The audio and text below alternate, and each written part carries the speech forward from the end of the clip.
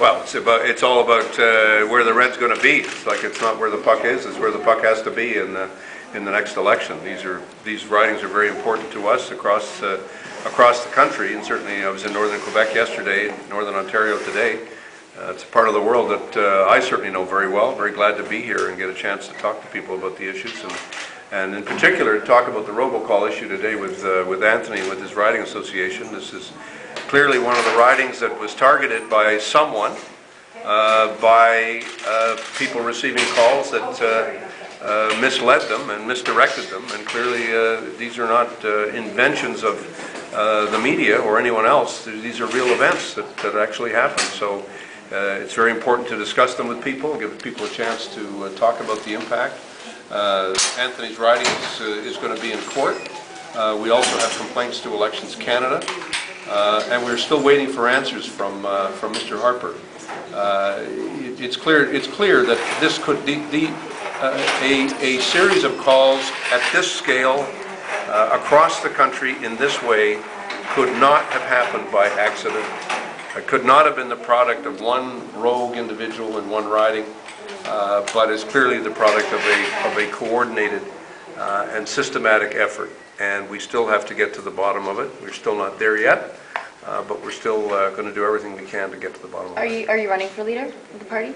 No, I'm the interim leader. I'm happy to do my job right now. That's why I'm here, and that's what I'm doing. Then why take the time out? Yeah. Sorry? Then why take the time out to come?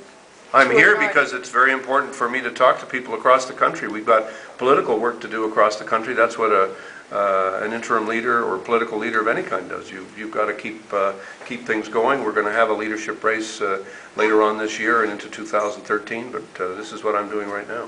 The office will stop referring to you as interim leader. I've got the news release that went out has you as Liberal leader. So what's happened? I mean, something's got to be cooking here. No, nothing cooking, Rocco.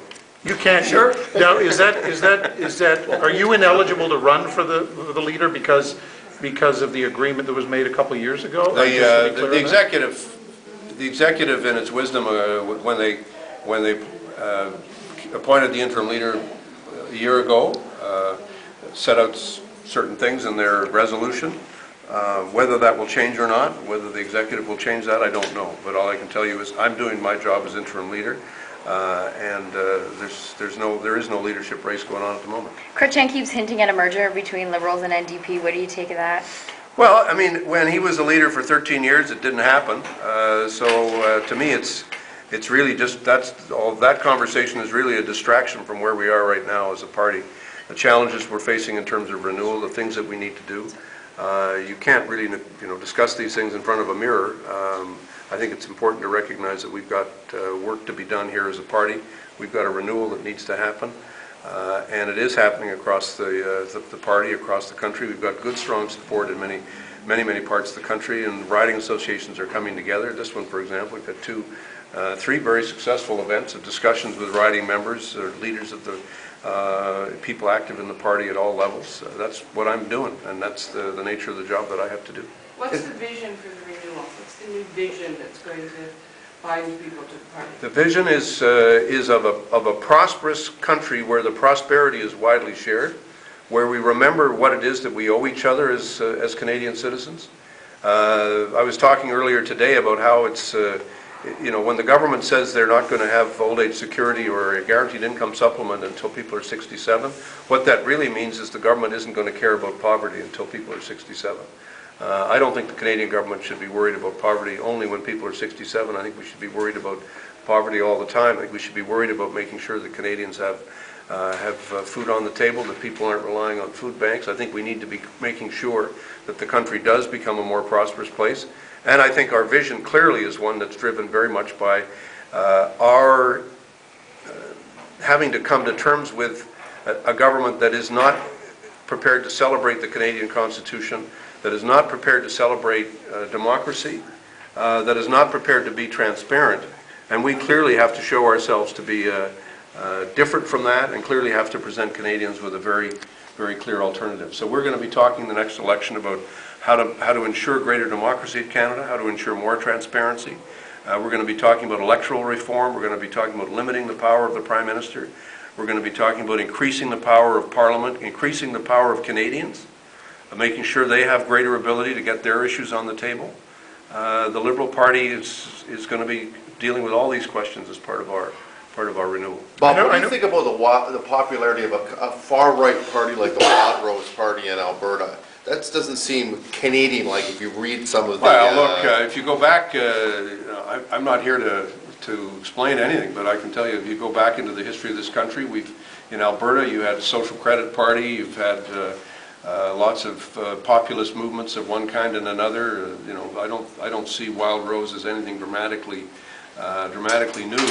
I think all political parties all across the country need to be celebrating the diversity of the country, need to be recognizing the changes, the social changes that have been underway in Canada for a long time. I would have liked to have seen a Prime Minister who was prepared to celebrate the Charter of Rights and Freedoms, precisely because of the diversity that the Charter represents and the kind of diversity that's important for Canada. So I don't have any other comment to make on a provincial election in Alberta. The people in Alberta will make that choice, and I think all Canadians wish them well in making their choice. But I think it's something that obviously we watch with a great deal of interest. Robocalls, I want to get back to robocalls, because there were You're isolated... repeating the word robocalls 3 times. Is that a robotic response? Good. But there were isolated reports during the election campaign of people saying that, they had received a call that their polling station had changed. Why wasn't this a bigger issue during the election itself? I think people had a hard time putting it together. I think your question really gives us the answer. I mean, you say there were isolated incidents that were reported. I think individuals received calls. They weren't sure it was part of something. I mean, Anthony can tell you that it was on election day that it became clear that this wasn't just a one-off thing, that there were a lot of people calling in, and I think perhaps Anthony can tell you about that more directly than I can. I had a chance to meet with somebody here today who directly received such a call. But I think it's only when we saw it as part of a pattern, and when the Guelph thing became public, people then realized in other ridings, they said, well, wait a minute, that happened in my riding. And even today, we're getting comments from people that said, this is what happened to me. And people have a hard time connecting that with what is now obviously part of a wider pattern. What do people have to do then in this course? There seems to be some story out there that a lady in Mattawa received one of those calls and now are just stepping up. What has to happen here? Well, people need to tell Elections Canada, and we would appreciate it if they would tell us. We have a court case going on right now for the Nipissing-Temiskaming riding, and it's important for us to have the people who've complained to Elections Canada also be giving us that information so that we can share that with the court. It's important for that information to be shared, and we're encouraging people to come forward. I've actually written to a number of newspapers across the country. I think the letter was published in the North Bay Nugget yesterday, so we're trying to get that call out there that we'd like to get more information, because there's an Elections Canada series of complaints, and there's also a number of court cases that are underway. We've got to provide more of a linkage between those two activities. I also want to get your thoughts on the attack ads that are happening in a non-election year. Well, we're into a new period of politics in Canada. The Conservatives have started something called the Permanent Campaign. So I've been saying to people for a long time, we should learn from the experience we had with Mr. Ignatieff and Mr. Dion, and I think the NDP are going to go through it, I'm sure, shortly, where the Conservatives only know how to play one game, and that is that they throw the ball at your head. And obviously we're going to be responding to it, but we're not going to be responding to it in a knee-jerk kind of way. We're going to be looking at how can we build support for the party most effectively, and how can we get our message across to people over time. We clearly have to have a 3-year permanent campaign strategy, which will include a media strategy, and which will involve spending some time in between elections. I guess it's good for your business, because political parties will be advertising in non-election periods. You're pretty hard on the government, and that's understandable, but you're not as hard on the NDP. They have a new leader. They took a lot of seats away from you guys in the last election, so I'm wondering what the strategy there is in the Liberal to get those seats back. Well, we have to present to people a vision, a clear plan for the future. We're going to be, if you like, we're going to be tough and effective, we hope, in presenting our alternatives to people. I've never been one who specialized in personal attacks. When I'm attacked, I tend to try to clarify the situation. I'll respond to that.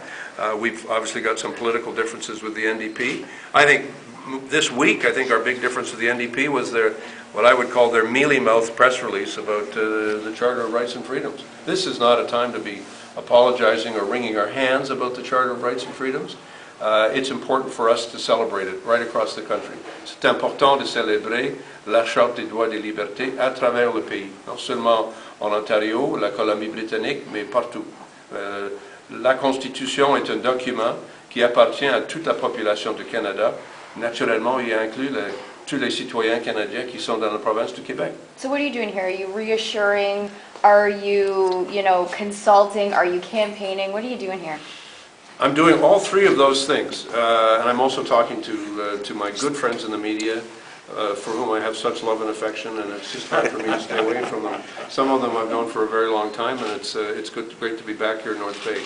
I'm listening to party members. I'm consulting with them, obviously, about what we're finding across the country.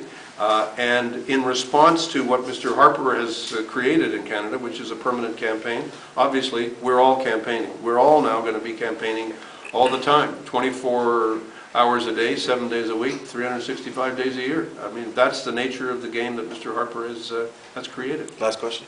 How do you get the youth engaged into the new Liberal Party? By listening to youth and by talking about the issues that matter to them. I think the issue of democratic participation, changing the rules of, talking about electronic voting, talking about other ways of getting people involved, talking about, education, talking about tuition, talking about the issues that matter to younger people. I think those are the key ways. We've got a very high youth unemployment rate right now in Canada. It's gone almost unnoticed, the fact that we have a huge number of kids who can't get their first job. That's going to be a big issue for us, not only in an election campaign, but right now. Thank you, everybody. What happens is you're a political animal. I believe in the Liberal values, and I'm here to support the Liberal Party, and I think it's very important that Canada refine that large centre that really allows us to interact and treats people with respect. Take the best from the left, the best from the right, and make it work. We don't want a polarized system. So for me, it's important to support the Liberal Party and continue that fight that encompasses the large centre of all people. Okay, that's a non-answer answer. Does that mean you're considering running again if there's an election? Oh, I mean, we'll see what happens. I mean, my concern right now is the fact that the last election, there was some hanky-panky that has caused some serious problems, and it really throws the electoral system into question. I mean, to go into a system where the cards are stacked really isn't conducive to somebody putting their name in. I think what has to happen before anybody decides whether they're going to run again is they have to figure out what happened at the last election. Was somebody guilty of wrongdoing? Who was it? And what are the punishments going to be? Because if we let that group get away with it this time, who knows what they're going to do next time? And the cards will only be stacked that much more against anybody who's not with that team. Who do you want to see, and what do you want to see in your next party's leader? If Well, you're still running Liberal. No, I mean, I think I'm a Liberal, and that's a fair question, and you could ask that of any of the hundreds of thousands of Liberals across Canada. What we're looking for is someone with vision, someone who looks beyond tomorrow, beyond 10 years, beyond 5 years, somebody who has, or 15 years, somebody who has a vision for the long term of the country. Because as a country, we have to look into the future. We can't just manage day to day as the Harper government does. No, Jean Chrétien was talking about a possible merger, and when he was working the Liberal circuit, the North was red. Is he a man that people should be looking to for advice? Well, I think what you do is you go back in history and you learn from all your previous leaders and other people's previous leaders. It's always less painful to learn from somebody else's mistakes than it is to make your own all over again. So I'm a big history fan. I believe that studying history allows us to prevent making mistakes all over again.